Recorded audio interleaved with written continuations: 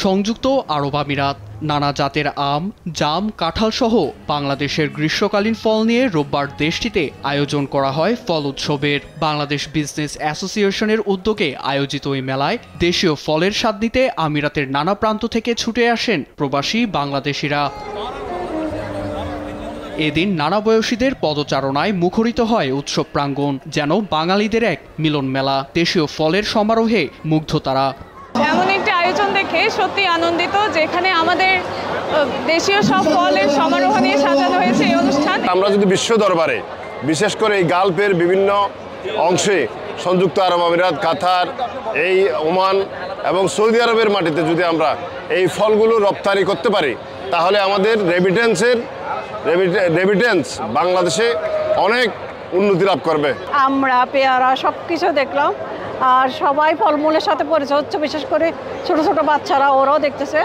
আয়োজকেরা জানান, প্রবাসে বেড়ে ওঠা নতুন প্রজন্মের কাছে বাংলাদেশের বৈচিত্র্যময় ফলের পরিচিতি তুলে ধরাই ছিল তাদের মূল লক্ষ্য। এমন উৎসব দেশের রপ্তানি বাণিজ্যে নতুন দিগন্ত উন্মোচন করবে বলেও মত তাদের। এই ফলগুলো যদি বিদেশজাত করা যায়, প্রবাসে যদি ফলগুলো যদি আমরা যদি আমদানি করতে পারি, আমাদের দেশের কিন্তু অনেক রেমিটেন্স যাবে। সুতরাং বাংলাদেশকে আমরা এই যে এগিয়ে নেওয়ার জন্য এই আয়োজনটা করেছি।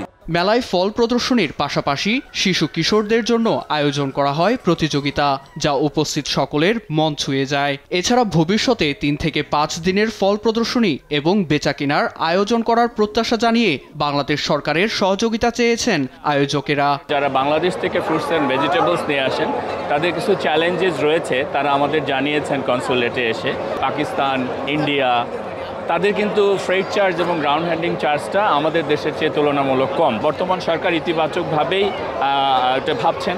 2024-25 অর্থ বছরে বাংলাদেশ থেকে 90,000 মার্কিন ডলারের ফল রপ্তানি হয়েছে সংযুক্ত আরব আমিরাতে। নিউজ ডেস্ক, দেশ টিভি।